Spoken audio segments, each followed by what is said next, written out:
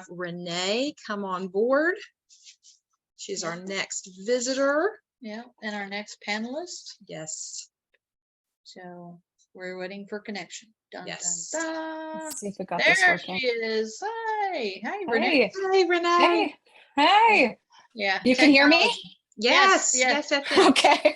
Okay. Yes. And we're going to properly introduce you with your bio. So Renee Cronley is a writer and nurse from Manitoba. She studied psychology and English at Brandon University and nursing at, is it Assiniboine? Is that right? Assiniboine. Yeah. Okay. I got it right. Community College. Her work appears in Chestnut Review, Prism International, Off Topic, Love Letters to Poe, NewMyths.com, Weird Little Worlds, Abnormal Magazine, Black Spot Books, and several other anthologies and literary magazines. Welcome to the launch party. We're glad to have you. Excited to be here. Great. Cool. Well, if you want to, Renee, do you want to just tell us a little bit about maybe what you're working on and introduce what you're going to read today? So ironically, I am working on the third Love Letters to Poe story for the anthology, The Telltale Heart. So that is currently what I'm working on. I am also working on a burnout poetry book regarding burnout in nursing. So completely different topic from Gothic fiction, although not that far off of horror that you might think. Okay. So, but mostly I'm focusing on my Love Letters to Poe, Telltale Heart, just because there's a deadline coming up for that. And and then I've got it here. Love Letters to Poe, The Houses of Usher. And I wrote a story for that called Childish Things, and it centers around a doll. And I am dressed up like a doll. Yes. So whenever you are ready to begin your reading, we're going to close our screen just so it's not as distracting. So we're ready whenever you are. And this is one I have read here recently, and it is amazing. Awesome. Thanks. All right.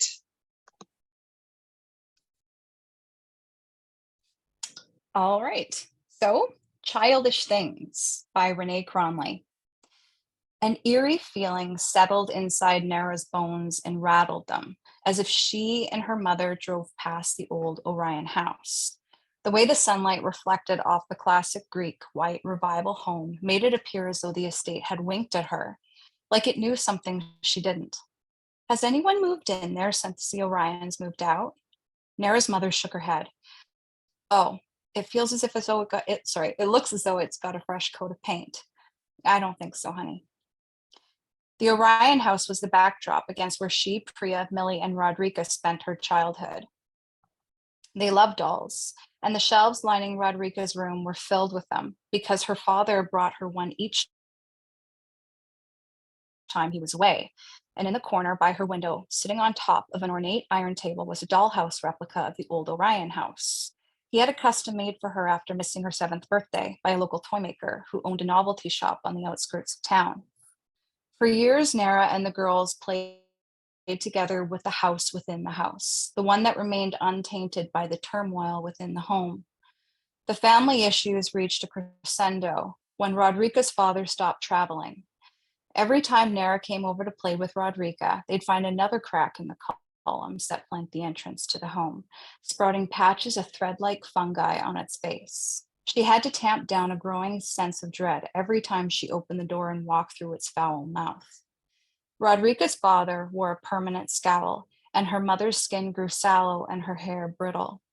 An unusual heaviness weighed on anyone who entered the Orion house. It was as though there was an invisible smoke that made the lungs of the house and everyone inside it sick. Only Rodrika was unaffected by it. She continued to see the world through innocent, laughing green eyes, speaking in a sing-song voice and moving as though springs were in her feet. The Orion house slowly turned into the color of cremation ashes, made more prominent by the contrast to the white doll house. Every time Nara walked inside it, she felt as though she were walking into an urn. Nara and the girls started making excuses not to come over. Now the house appeared healthy again. It was as though the Orions had poisoned it just by living in it, and now that they were gone, it could breathe again. You must be excited to see Rodrika. It's been a month. Nara's mother interrupted her thoughts. Rodrika hadn't been in school or ballet practice since she and her mother moved out. Yeah, I am. It's too bad Millie and Priya couldn't come. They miss her too. Rodrika brought her eyes down to the birthday invitation and fingered the pink decorative border around a little girl having tea with a smiling doll in a pink dress. She doubted Rodrika chose the invitations because she and the girls were turning 11 this year, and they had agreed to put childish things to rest and focus on their ballet. Nara's mother parked in front of a rustic brick house with a steeply pitched roof, patterned shingles, and cutaway bay windows. Nara grabbed her overnight bag and Rodrika's birthday present, then skipped down the walkway, skirted with vibrant green hedging that ushered her to an inviting red door. Before she could stop, a woman with glowing skin and lustrous copper brown hair opened the door. Nara, I'm so glad you came. It took Nara a minute to place her. Oh, Mrs. O'Ryan, hi. She looked at least 10 years younger. Peace lilies, yuccas, asparagus ferns, and various other houseplants filled the living room and kitchen. Mrs. O'Ryan had always been an avid gardener, but Mr. O'Ryan insisted all the greenery be left outside. The old house was ornamental. This one brimmed with life.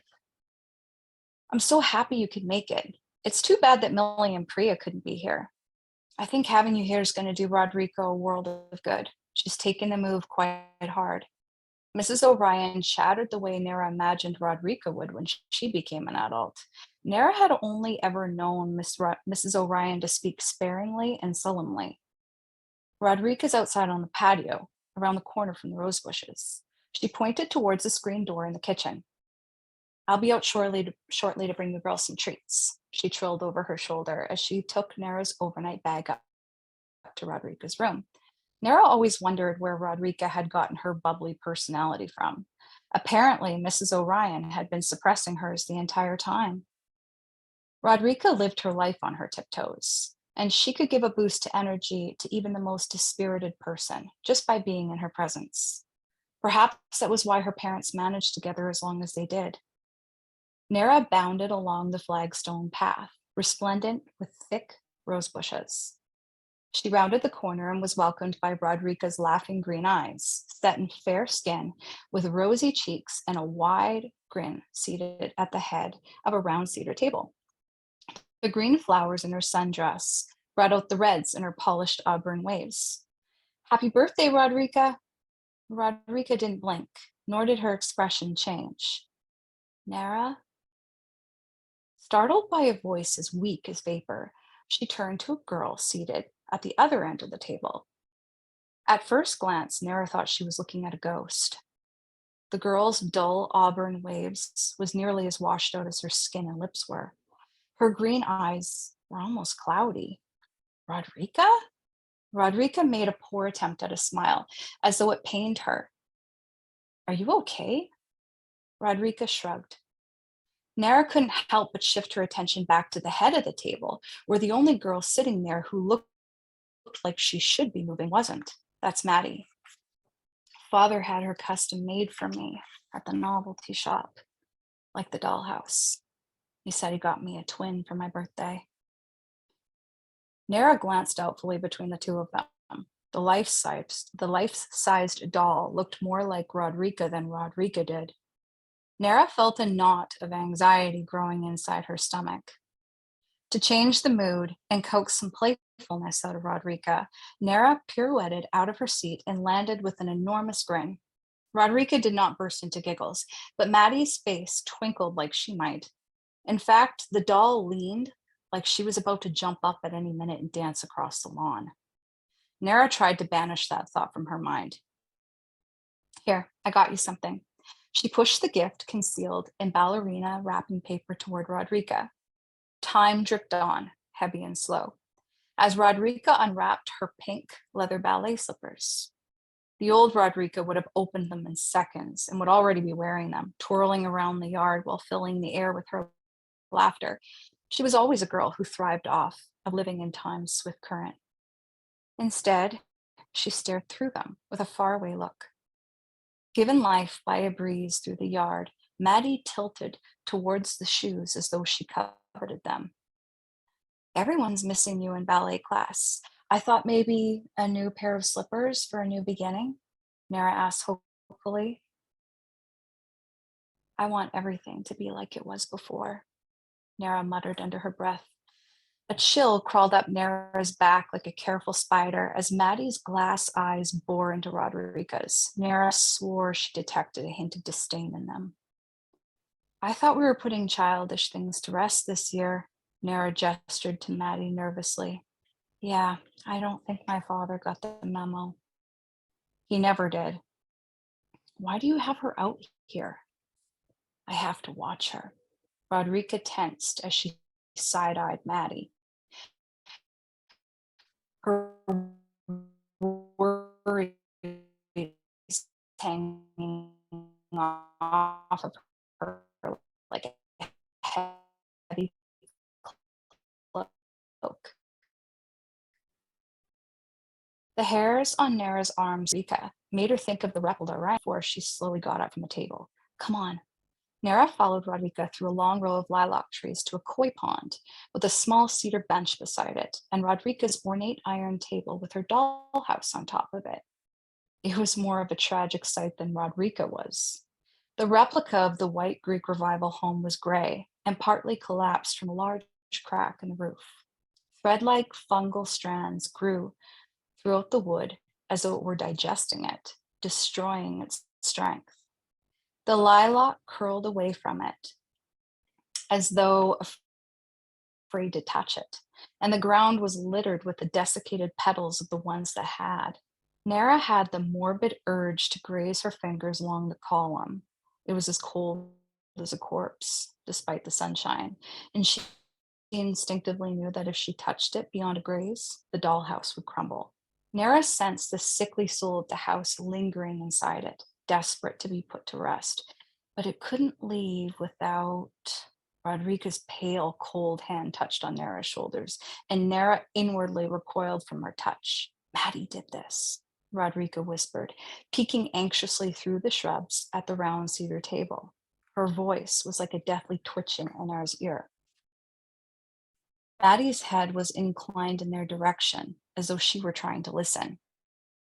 The dollhouse started to turn gray and sprouting fungus after we moved.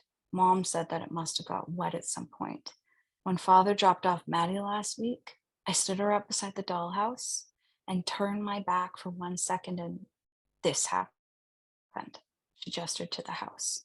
That night, the nightmares started. I decided to move the dollhouse outside so it was safe and keep a close eye on Maddie. Nara felt ice passing over her veins. It's always the same dream. I'm ballet dancing in my old house, and suddenly Maddie's there. She reaches out, touches me, and I become paralyzed.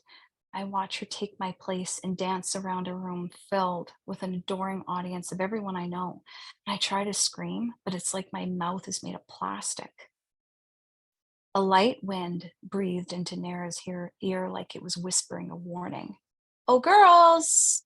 A cheery voice called to them from the cedar table, making them both jump.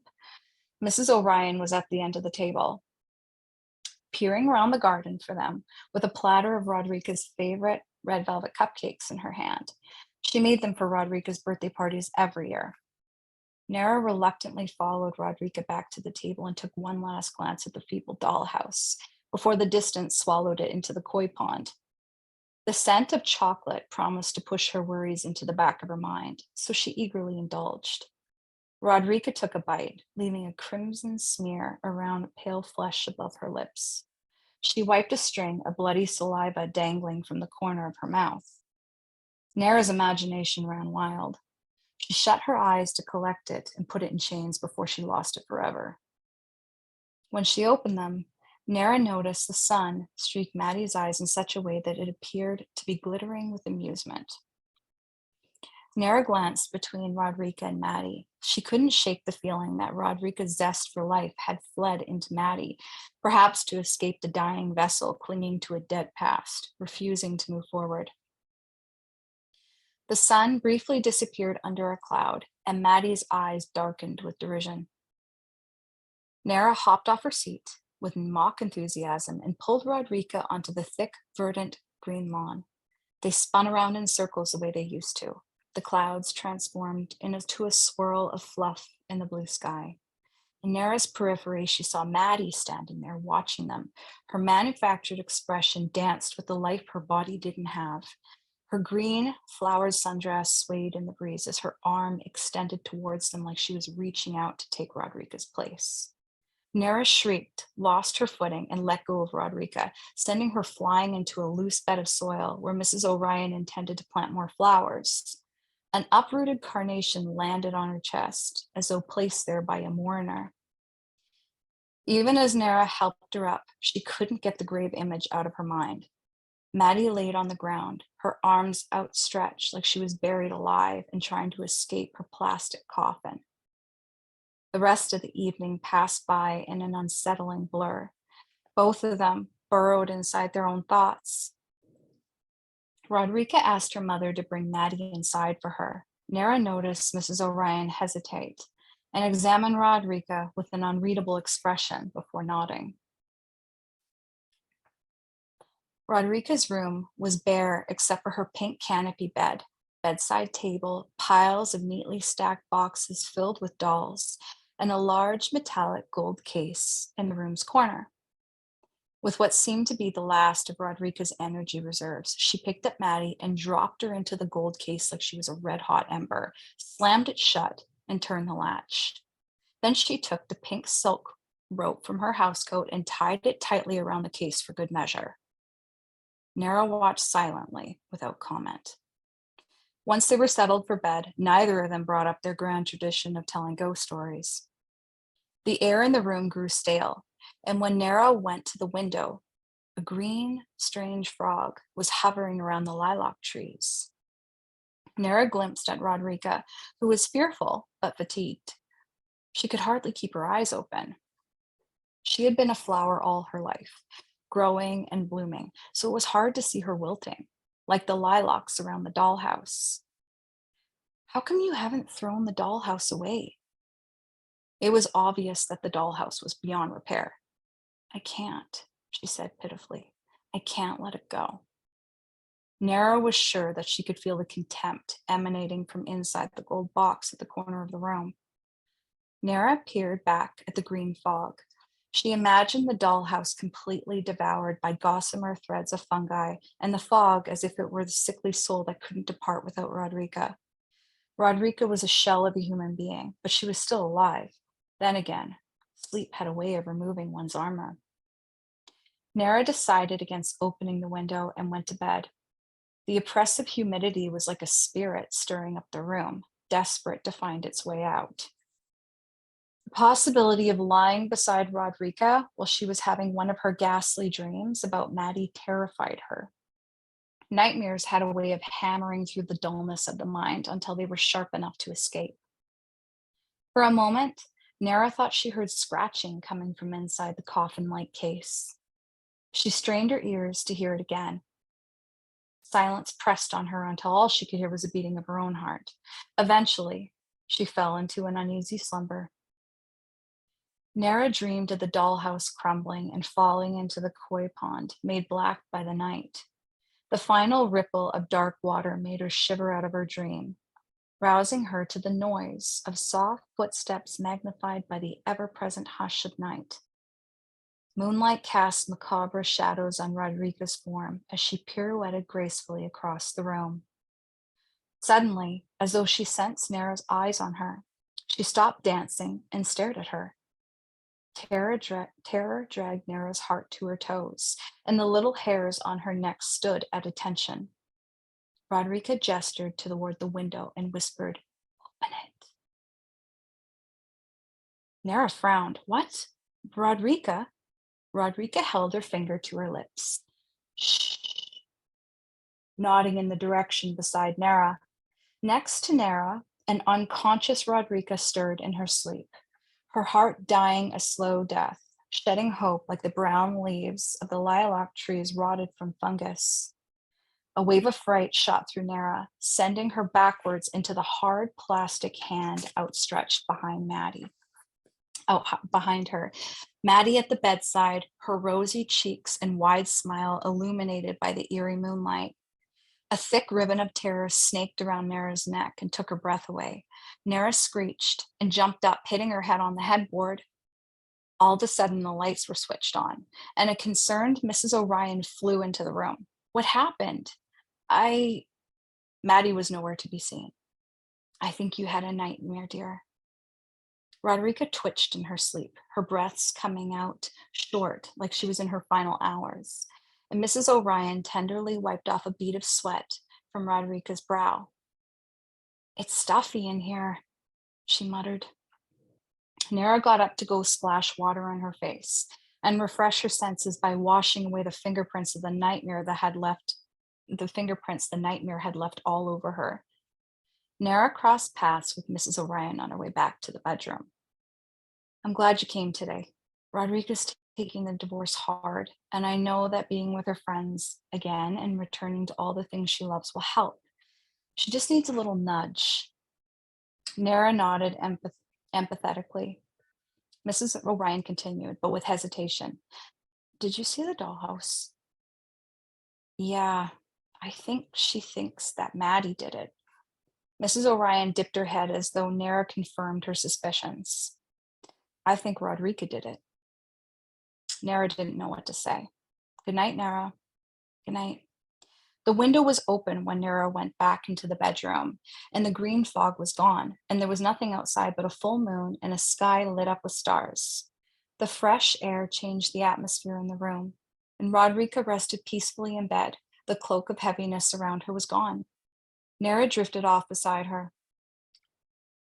Nara woke up to warm sunshine bearing down on her eyelids and an empty bed.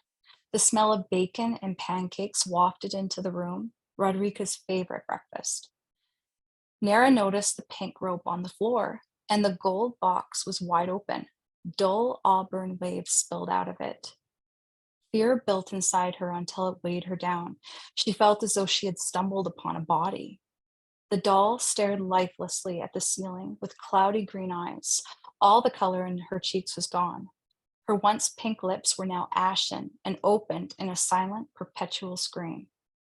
A sensation of icy daggers scraped down Nara's back and made her shiver violently.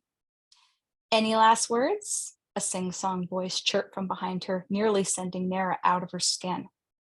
Rodrika's pink lips were curved into a teasing smile that brought out the rosiness in her cheeks. A feeling of doom crept into Nara's bones, joining the dread already lurking there. She walked around Nara, her bouncy auburn waves swayed around her when she kicked the lid of the gold case that had slammed shut. Time to put childish things to rest. There was an edge to Rodrika's voice that she had never heard before. Nara was stunned into silence. Rodrika twinkled at her. Rodrika winked at her, her long lashes dusting her laughing green eyes. And Nara searched inside them, but she couldn't find a trace of the innocence that used to live there. Rodrika reached out, took Nara by the hand, and skipped out of the room. Come on, I want to try on my new ballet slippers. I feel like dancing. The end. Yay. Well, Awesome story. that was awesome. That was the second book, right? That's Yes. the Usher. Yeah. Uh-huh. Yeah. Okay. Yes. That's Yes. what I thought. So very well.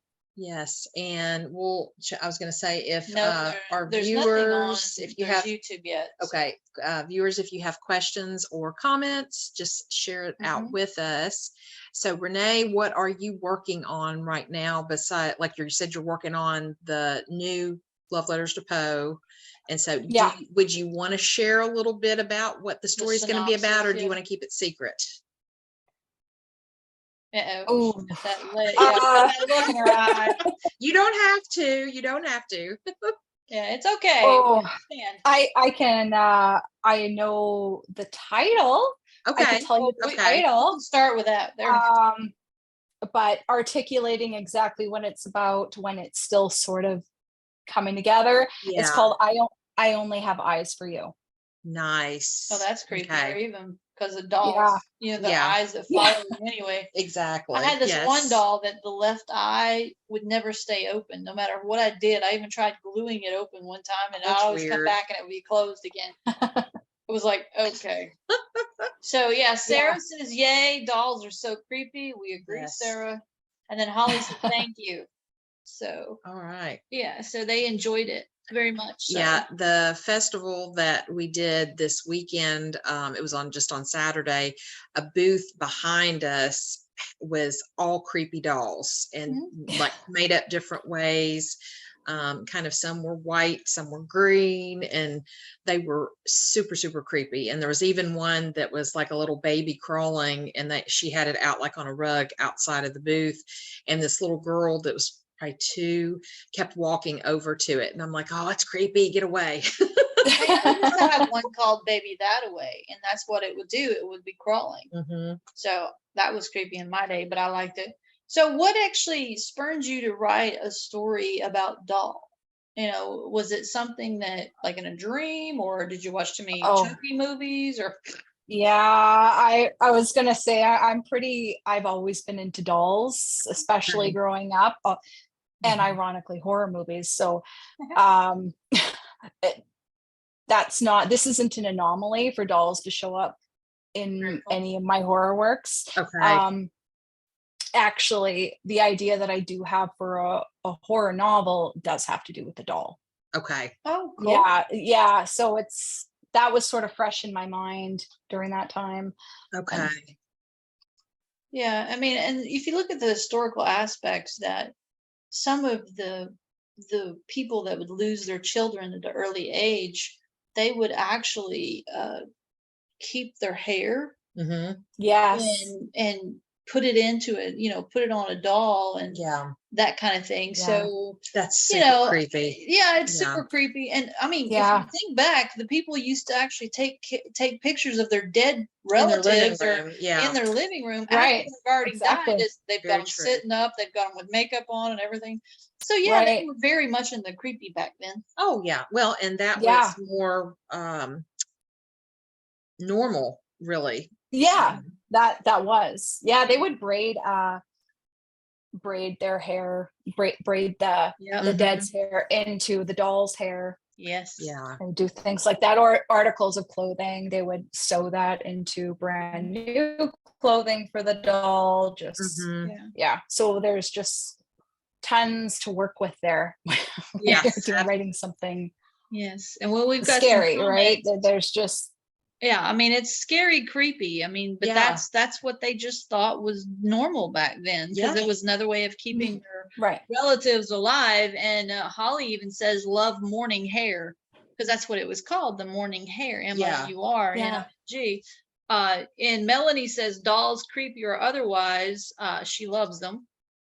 Melanie loves them, and certain demonic still love that user. Love dolls. I collect old porcelain dolls. I even have one with a music box in her back that I named Annabelle Lee. Ooh. I'm right there with you. I have a few of my own porcelain dolls that are they're clowns actually. So that's even worse. Not only are they clowns, but they're clown dolls that play music. That's even creepier. I had to throw all the creepiness into there. JL says, "See Wisconsin death trip regarding death photographer." Ooh, photography, not photographer. Okay. So Wisconsin death trip. Well, okay, that sounds like a fun trip. No, I've never been to Wisconsin. That's one of my states I haven't visited yet. So. Yes, it's a neat state. We have been. We really enjoyed it. So it's on my list of things to do. So I'll have to look up Wisconsin death trip. Well, and we've been to Key West a few times, and that's where Robert the doll is in one of the hotels. Right.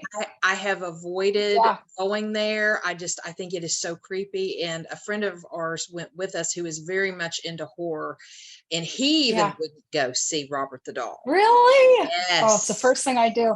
And I just wouldn't I just wouldn't tell my husband because he'd have a heart attack. Yeah. And I would just watch and see. Yeah, we don't. But I would.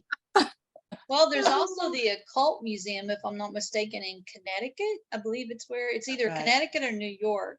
Mm-hmm. And this guy and his wife started it way back in, I think, the 60s. Mm-hmm. And they would just go around and they would collect things like from the circus and all that, the really weird stuff. Mm-hmm. And the doll, right, that was I think it was a Raggedy Ann doll. Oh yeah, you're talking about the Warrens. Yes. So yes. The Warrens Museum. So that would have been Annabelle. Yes, mm-hmm. Annabelle. So that always got me, because the Annabelle doll. Yeah. Annabelle. Yeah. Because I was thinking, ooh, Annabelle Lee, but yeah, the Annabelle doll. Yeah. And it supposedly is tied to one death. Yeah. But they could never. Yeah. Right. Could never prove it, but it's still creepy. Ironically, when you asked me about going back to when you asked me about the Telltale Heart, the book or the story that I'm writing for the next volume, it's going to be tying in the Telltale Heart with AnnabelleLee. So nice. Her name is Annabelle, and then I just saw right away the doll Annabelle, but there's no dolls in this one. But, cool. But Annabelle, yeah. So I'm going to tie Annabelle Lee with this one, which is my favorite poem. So. Cool. I'm having a bit of fun with this. Just coincidence that we're talking about Annabelle. Which they did a pretty good job with that one. I liked all the Conjuring series. Yes, mm-hmm. I mean I liked those. It's always like I was watching a documentary on the creepiest places in the United States, and it happened to pop up there. So it was like, okay, I like it. I think I want to visit it. I mean, certain demonic says, "Oh, the Warrens, I want to visit their museum so badly."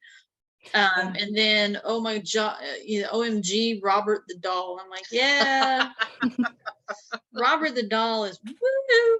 Oh yes. Isn't that where Chucky was based off? Kind of, maybe. Yes, I think so.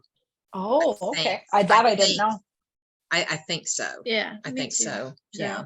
But well, thank you for sharing your wonderful work. We enjoyed it very much. Yeah, and we look forward awesome. to the next one. And maybe not, even if there isn't any creepy dolls or anything, we'll still look forward to it. Yes. Yeah. So that's wonderful. Thank you for helping us out on the launch party to help support the next anthology, Love Letters to Poe, Tales Torn from the Heart. Yes. So if you haven't already pledged, I put the pledge in the chat for you to go to, and please do. And Renee, we hope to see and hear from you again. Oh, you will. All right. Thank you. Bye. Have a good night. Yeah, you too.